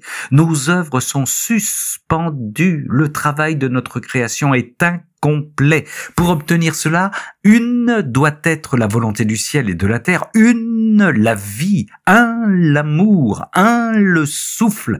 Tel est le grand bien que nous voulons pour les créatures. Tout commence avec ceux qui veulent vivre dans la divine volonté. Lorsque la créature décide de vivre de la divine volonté, elle met en sécurité son salut, sa sainteté. Nous sommes en elle comme dans notre maison. Lorsque la créature nous donne sa volonté et prend la nôtre, nous trouvons tout à notre disposition, les petites choses comme les grandes, les naturelles et les spirituelles. Tout est à nous et nous pouvons nous servir de tout pour accomplir l'œuvre de notre fiat omnipotent. Ainsi, l'achèvement de la création peut se poursuivre et cet achèvement, c'est l'homme uni à Dieu. La divine volonté fait le rappel de ses œuvres dans le palais qu'avec tant d'amour elle a formé dans la créature. Elle l'entoure de toutes les œuvres de la création. Les cieux, le soleil et les étoiles lui rendent hommage. Oh, les beautés, l'ordre, l'harmonie, les biens divins qui sont formés dans cette créature. Les cieux sont stupéfaits et tous admirent l'amour et la puissance de la divine volonté et ils l'adore en tremblant. Ainsi s'accomplit pour l'homme sa véritable destinée et cela peut commencer ici et maintenant en vivant dans la divine volonté. Il est clair que Dieu fait appel à la liberté de l'homme mais aussi à sa participation active dans le processus de sa divinisation. En vivant dans la divine volonté, nous est montré très clairement la façon d'agir pour y parvenir. Et oui, rien que ça, abandonnons-nous. C'est difficile à dire ça, abandonnons-nous. Laisse travailler ma volonté, elle fera de grandes choses qui vont te stupéfier. En plus de notre amour, notre sagesse éternelle a établi toutes les grâces que nous devrions donner à la créature, les degrés de sainteté qu'elle devrait acquérir, la beauté dont nous devrions l'orner, l'amour avec lequel elle devrait nous aimer et les actes mêmes qu'elle devrait accomplir. Là où règne notre fiat, tout devient réalisé.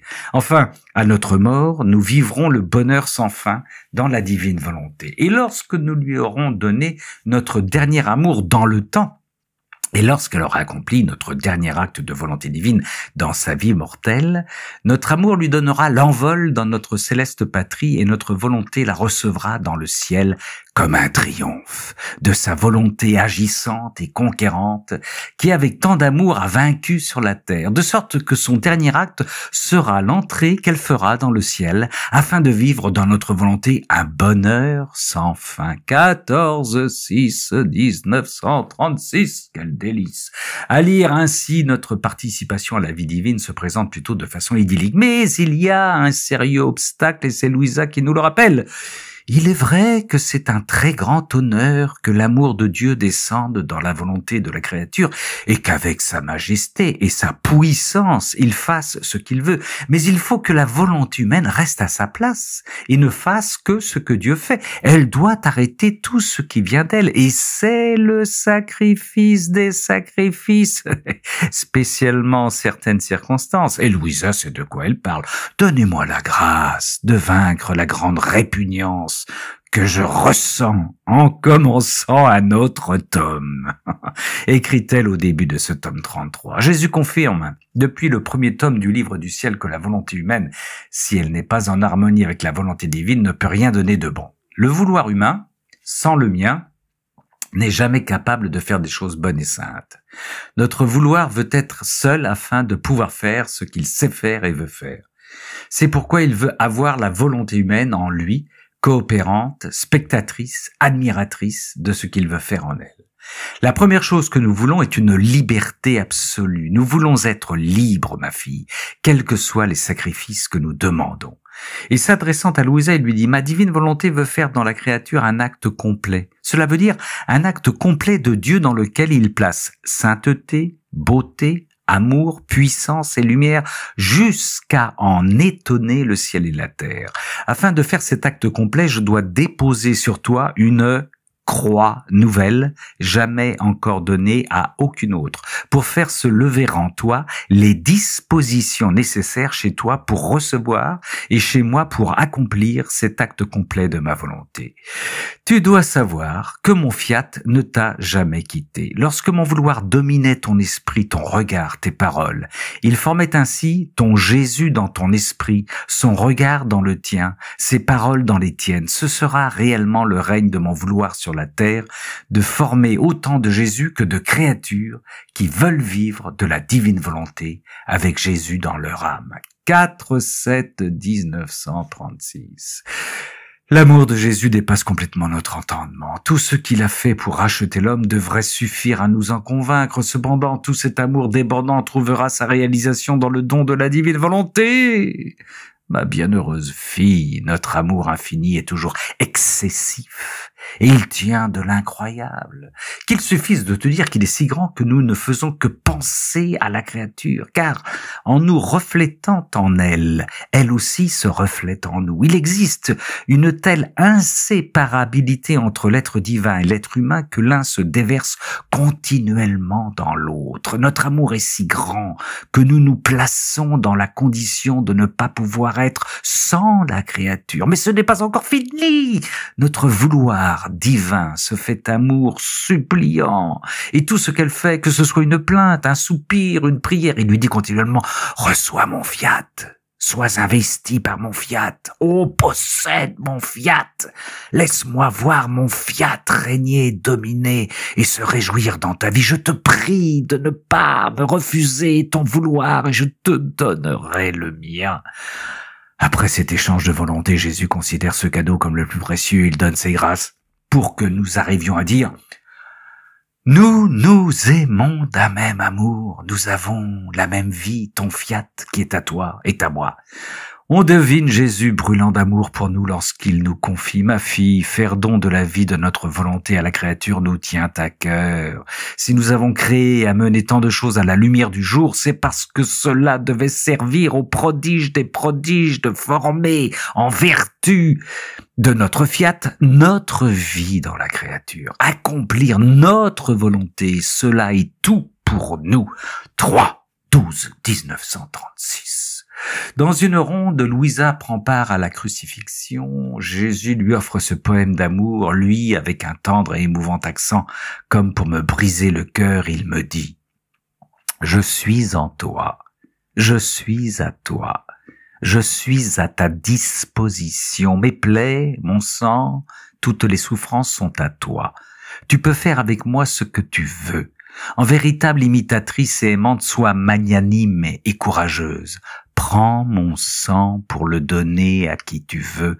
Prends mes plaies pour guérir celles des pécheurs. Prends ma vie pour donner la vie de grâce, de sainteté et d'amour, de la volonté divine à toutes les âmes.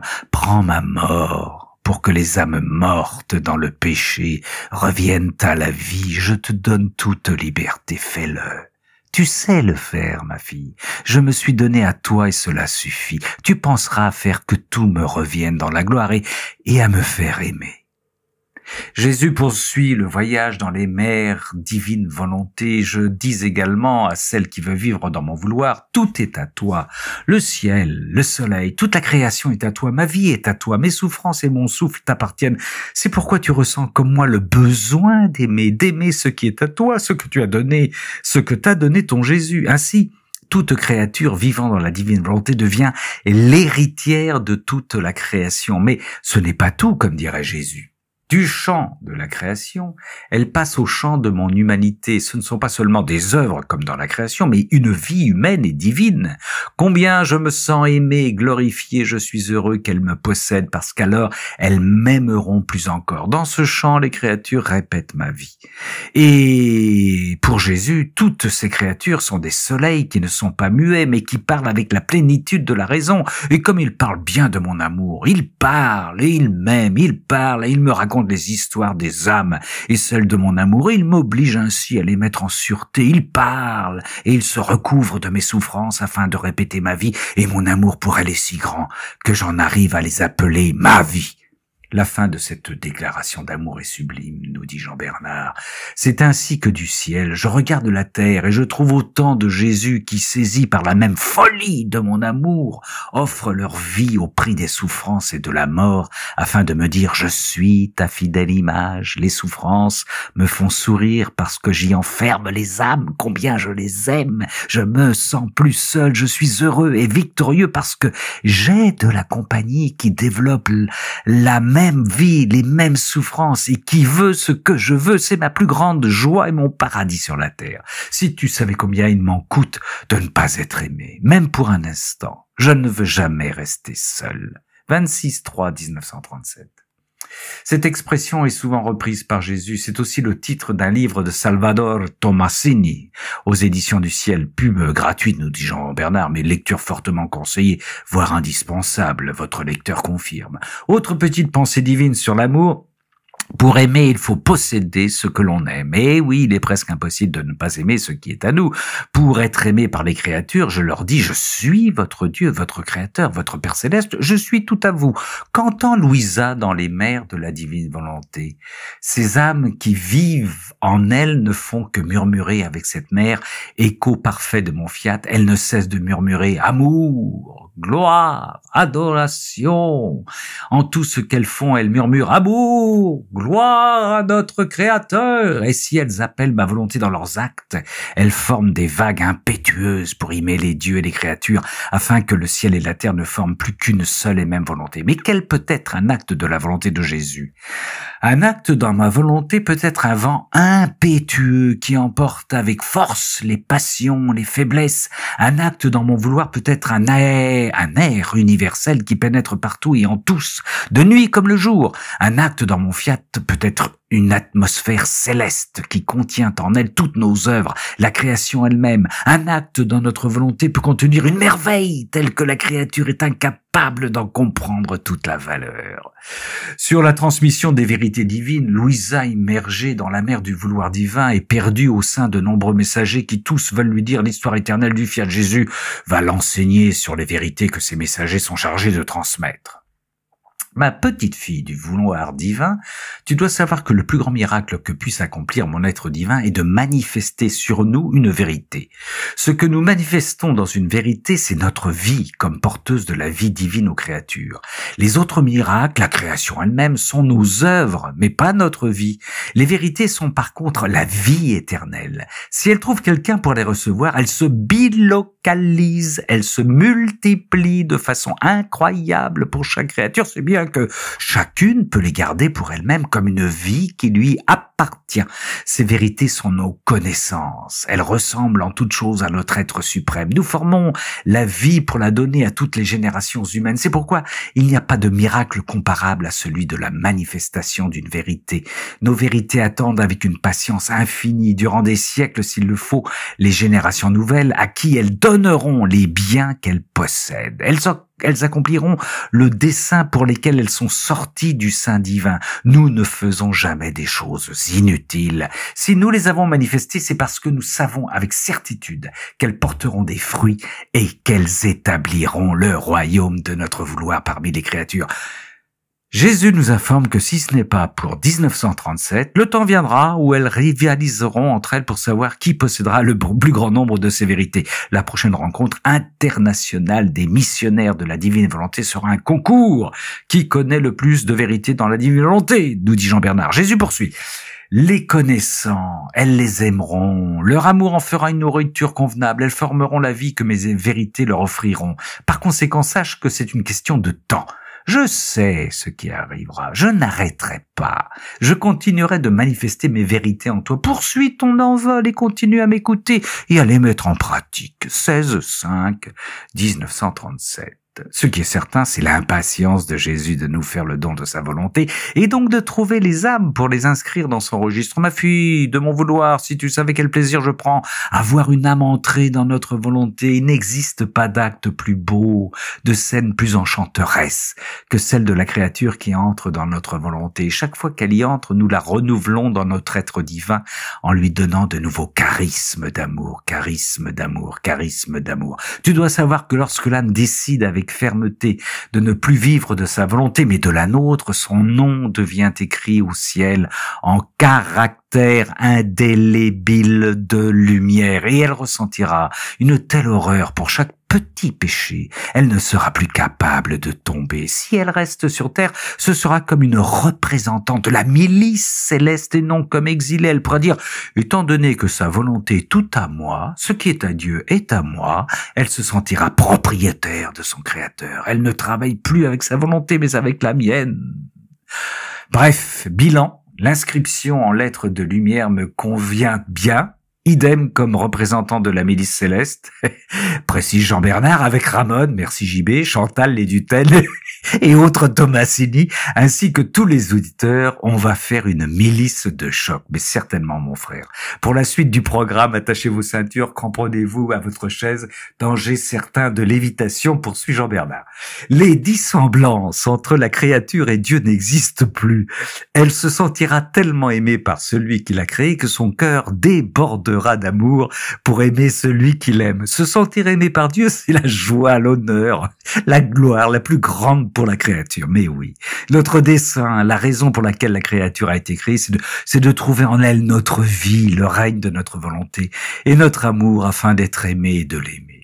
C'était en abrégé tout le programme de la divine volonté, ce qui ne manque pas de remplir Louisa d'allégresse. Je sentais mon cœur exploser de joie en entendant ce que mon cher Jésus venait de me dire. Je pensais, un si grand bien est-il possible? Réponse du roi des rois. Il suffit que je le veuille et tout est fait. 28/6/1937. Jésus définit ensuite le rôle de ceux qui vivent dans la divine volonté, car évidemment, ce n'est pas le tout d'avoir des outils divins et un patron de choc. Encore faut-il mettre en œuvre le royaume. Présentation du cahier des charges. Nous voulons former toutes ces vies en chaque créature. C'est une œuvre divine que d'avoir la vertu de pouvoir fermer autant de vies divines que de créatures à qui nous avons donné le jour. Les ouvriers spécialisés, c'est nous, subissent une formation. Notre divin fiat nous prépare la matière première où former notre vie. Lorsque nous trouvons cette manière adaptable et pratique, nous formons notre vie divine avec un amour indescriptible. Nous la formons et nous l'élevons avec délice. Nous développons notre art créateur autour de cette céleste créature. Alors la chaîne des prodiges commence. Elle possède son créateur. Ensuite, nous nous mettons au travail. Si elle pense, elle nous apporte les pensées de tous. Et elle se fait la suppliante et la réparatrice de toutes les intelligences humaines. Si elle parle, si elle travaille, si elle marche, elle porte les paroles, les œuvres, les pas de chacun. La création elle-même lui fait cortège et la fait porteuse du ciel, des étoiles, du soleil, du vent et de toutes les choses. Nous avons tout donné. Et c'est donc avec justice que nous voulons tout. Elle aussi, saisie par notre folie d'amour, veut tout avoir afin de pouvoir tout nous donner. Jalouse, elle veut tout nous apporter afin de pouvoir nous dire pour tous et pour toute chose créée son petit mot d'amour. Par conséquent, celle qui vit dans notre volonté ne reste jamais seule. Elle se fait la porteuse de toutes les choses qui l'entourent vers celui qu'elle aime. Il est amour infini et il veut voir dans la créature toutes les choses converties en amour, par amour pour lui. 4-7-1937. Voilà, nous savons à quoi nous attendre. Pour ceux qui hésitent encore, il y a de l'embauche, précise Jean-Bernard. Si vous avez encore quelques craintes concernant, par exemple, la formation ou les tâches à accomplir, voici un programme qui vous présente l'essentiel. Votre volonté humaine est prise en main par la volonté divine. Tout se passe bien, il suffit de le désirer sincèrement, nous dit Jean-Bernard. Ensuite, réflexion, impression, oppression, mélancolie, doute, petite peur entravent les réflexions divines, les saintes impressions, le vol rapide vers le ciel, les joies du vrai bien, la céleste paix. Conséquence, la force, la joie, la sainteté et la paix divine sont divisées. Ce n'est pas autorisé. Donc, nécessité d'être attentif et de toujours chercher la volonté divine. Une fois rempli de divine volonté, vous passez le test d'amour du fiat. Si ce test est positif, vous passez au stage suivant de formation. Si elle aime mon fiat, la vague d'amour la recouvre tout entière, de sorte qu'elle ne saura plus faire autre chose qu'aimer. Pour terminer, cette vague d'amour s'élève jusqu'au ciel et monte à l'assaut de son créateur pour l'aimer toujours. Ainsi se termine la formation. À la fin de votre carrière, il y a un bonus. Au moment de sa mort, nous la confirmons dans le bien où elle se trouve elle-même. Cela signifie, pour les âmes qui vivent dans ma volonté, ma vie grandit toujours, les mérites ne finissent pas, elles auront les mérites divins et elles continueront à m'aimer et à vivre dans ma volonté. Ainsi, elles me connaîtront mieux, elles m'aimeront mieux et elles augmenteront leur gloire. 12-7-1937, précision de Jean-Bernard, pas de purgatoire. Immensité de la divine volonté et place de l'homme.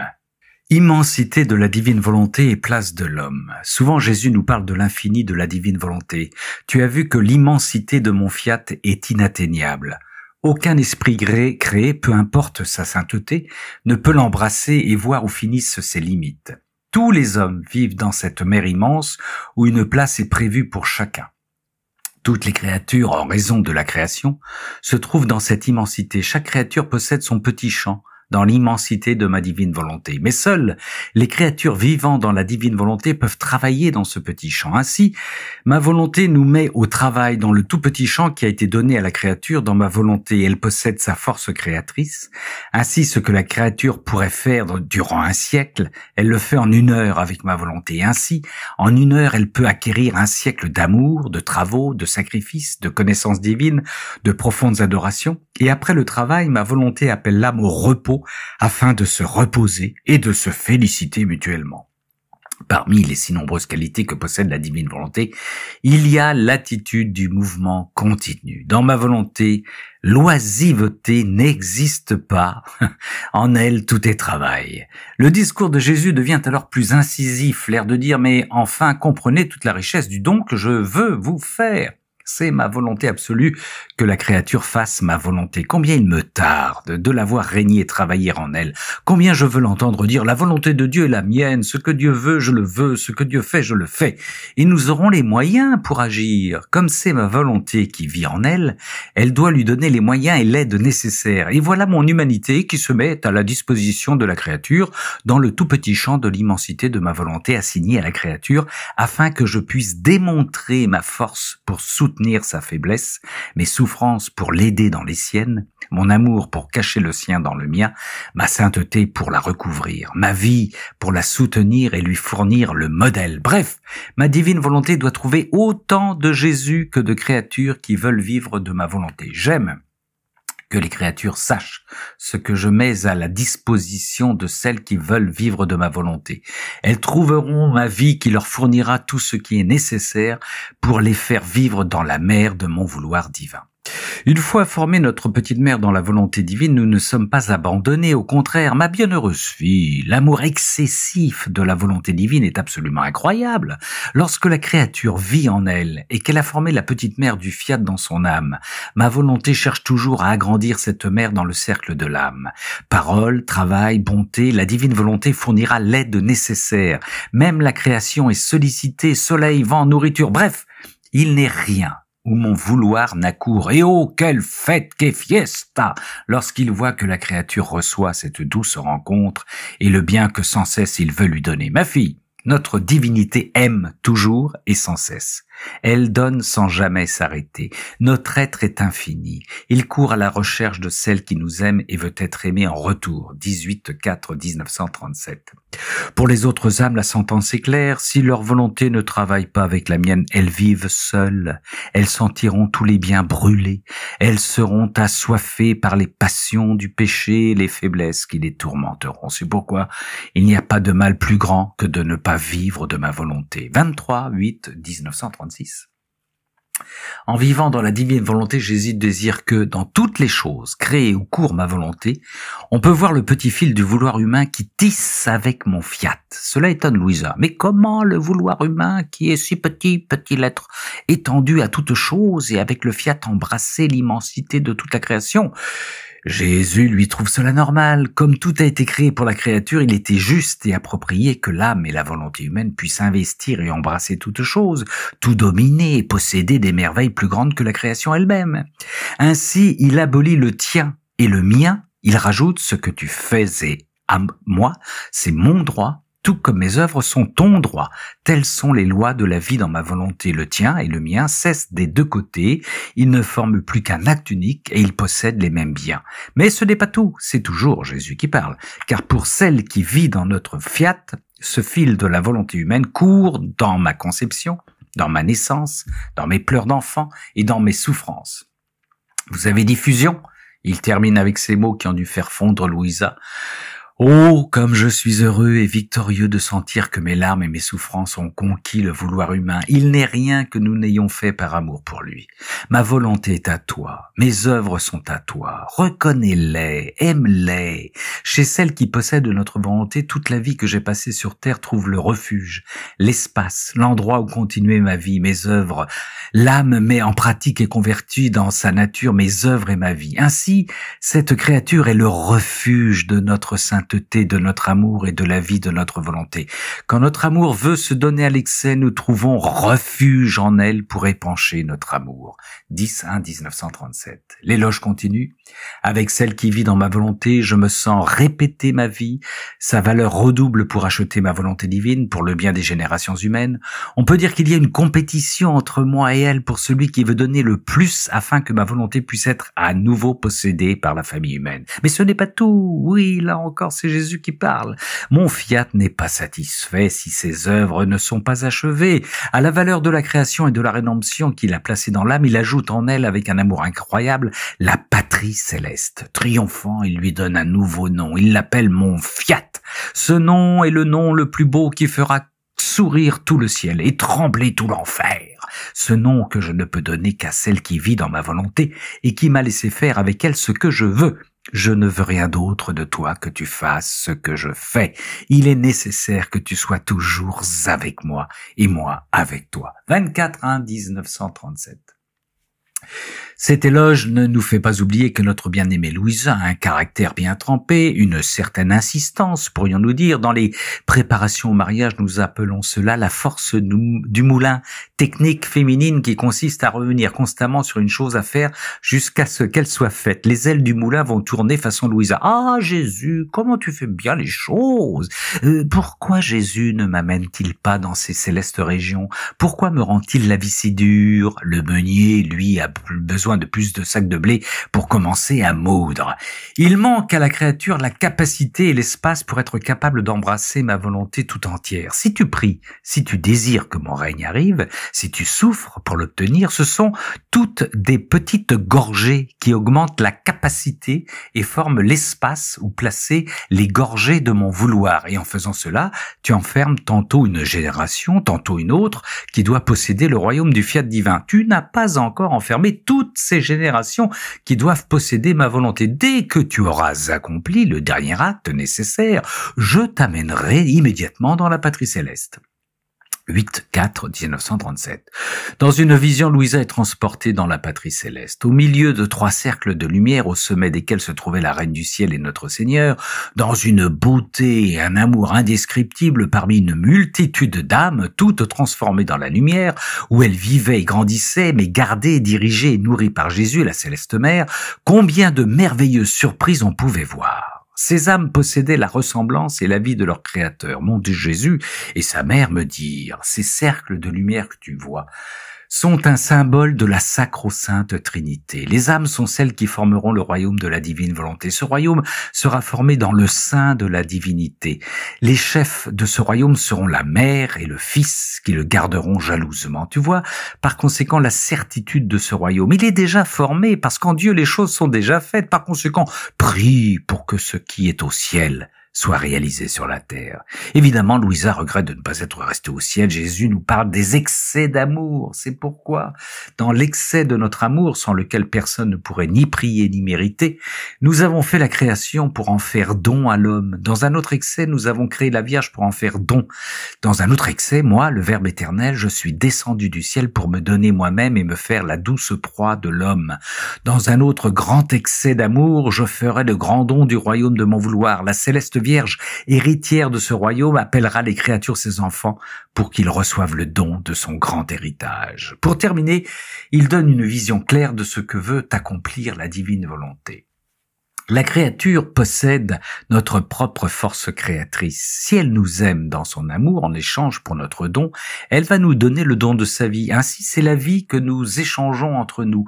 Il y aura part égale entre le Créateur et la créature. La vie qu'elle reçoit et la vie qu'elle donne. Si la créature a ses limites, ma volonté compensera pour elle, d'autant plus qu'en nous faisant le don de sa vie, elle nous donne tout. Il ne reste rien pour elle-même. Notre amour en est satisfait et payé de retour. Par conséquent, si tu veux tout donner, toujours recevoir de nous, fais que notre volonté règne en toi. Alors, tout te sera accordé. 25-7-1937. À la fin de ce tome, on ne peut plus douter de la réalisation de la lettre de Saint Paul aux Romains 8-19. La création attend avec impatience la révélation des fils de Dieu. Ma fille, notre être suprême possède la fontaine du bonheur. C'est pourquoi il ne peut sortir de nous que des choses ou des êtres heureux. Toute la création possède cette plénitude du bonheur, capable de donner à toute la terre un bonheur terrestre parfait. Adam possédait cette plénitude de bonheur. Ma fille, ces joies existent toujours dans les choses créées. La création a été faite par nous avec splendeur et somptuosité et avec la plénitude du bonheur. Rien n'a été perdu parce que nous attendons nos enfants, les enfants de notre volonté qui pourront connaître les joies et le bonheur terrestre que possède toute la création. 2-8-1937. Jean-Bernard de terminer. À nous de nous lancer pour découvrir ces joies. Fiat. Et il nous glisse une annexe sur l'Immaculée Conception. 8 décembre 1936. Dans sa conception, la Reine du Ciel fut conçue dans les mérites, dans la vie, dans l'amour et les souffrances du futur Rédempteur, afin de pouvoir concevoir le Verbe divin en elle pour venir sauver les créatures. Mon pauvre esprit s'immergeait dans le fiat divin. Il trouva en acte la conception de la Reine Immaculée. Il était tout en fête. Il rassemblait tout le monde autour de lui, les anges, les saints, pour leur faire voir ce prodige inouï, les grâces, l'amour avec lequel le fiat divin appela du néant cette sublime créature, afin que chacun puisse la connaître et l'exalter comme reine et mère de toutes les créatures. Je demeurais, dit Louisa, surprise, et je serais restée là, Dieu sait combien de temps, si mon doux Jésus ne m'avait pas appelé pour me dire: je veux honorer ma céleste mère. Je veux raconter l'histoire de son immaculée conception. Moi seul peux en parler, qui suis l'auteur d'un prodige si grand. Ma fille, le premier acte de cette conception fut un fiat prononcé par nous, avec une solennité et une plénitude de grâce, propre à enclore toute chose et toute créature. Nous avons tout réuni en cette conception de la Vierge. En notre fiat divin, il n'existe ni le passé et le futur.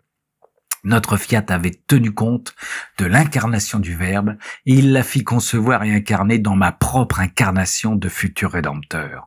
Mon sang était en acte, comme si je le répandais au moment même et je l'aspergeais de mon sang qui la nourrissait, l'embellissait, la confirmait et l'affermissait continuellement de manière divine. Mais ce n'était pas suffisant pour mon amour. Tous ces actes, ces paroles et ces pas furent premièrement conçus dans mes actes, dans mes paroles et dans mes pas. C'est alors qu'ils eurent la vie. Mon humanité était le refuge, la cachette, l'incorporation de cette céleste créature. Lorsqu'elle nous aimait, son amour était incarné et conçu dans mon amour. Oh, combien son amour nous aimait!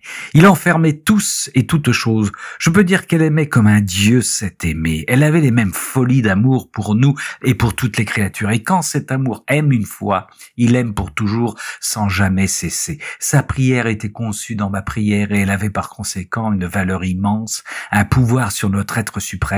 Qui pouvait lui refuser quoi que ce soit? Ses souffrances, ses peines, ses martyrs étaient si nombreux, furent premièrement conçus dans mon humanité et ensuite elle ressentait en elle-même la vie des souffrances et des atroces martyrs, tous animés par une puissance divine. C'est pourquoi on peut dire qu'elle a été conçue en moi, que de moi est sortie sa vie. Tout ce que j'ai fait et souffert entourait cette sainte créature pour lui faire cortège et me déverser continuellement sur elle afin de pouvoir lui dire « Tu es la vie de ma vie, tu es toute belle, tu es la première rachetée. Mon divin Fiat t'a modelé, t'a créé par son souffle. Il t'a conçu dans mes œuvres, dans mon humanité elle-même. Ma fille, la conception de cette céleste créature dans le Verbe incarné fut faite par nous avec la plus haute sagesse, une puissance inatteignable, un amour inépuisable et une bienséance propre à nos œuvres. Comme il fallait que le Verbe du Père, je descende, moi, du ciel pour m'incarner dans le sein d'une vierge, sa virginité ne suffisait pas à la sainteté de ma divinité. Il était par conséquent nécessaire à notre amour et à notre sainteté de l'exempter de la tâche du péché originel, et que cette vierge soit d'abord conçue en moi avec toutes les prérogatives, les vertus et les beautés que devait posséder le Verbe incarné. Je pouvais alors être conçu en celle qui avait été conçue en moi. Je trouvais en elle mon ciel, la sainteté de ma vie, mon propre sang qui avait généré et irrigué le sien si souvent. J'y trouvais ma volonté qui, lui, communiquant sa fécondité divine, forma sa vie et celle du Fils de Dieu. Mon fiat divin, pour la rendre digne de me concevoir, la gardait revêtue de son empire continuel qui possède tous les actes comme s'il s'agissait d'un seul acte afin de tout lui donner. Il appela en acte mes mérites anticipés toute ma vie et il les déversa continuellement dans sa belle âme. C'est pourquoi moi seul peux raconter la véritable histoire de l'Immaculée Conception de toute sa vie, parce que je l'ai conçue en moi et que je suis la lumière de toutes choses. Si la Sainte Église parle de la Céleste Reine, ils ne peuvent dire que les premières lettres de l'alphabet, de sa sainteté, de sa grandeur et des dons qui l'ont enrichi. Si tu savais la satisfaction que je ressens en parlant de ma Céleste Mère, tes demandes seraient innombrables. Tu me donnerais tellement de joie en me faisant parler de celle que j'aime tant et qui m'a tant aimé. 8/12/1936. Sœurs et frères, dans les bras de la Vierge Marie, dans son manteau de lumière, soyez surabondamment bénis.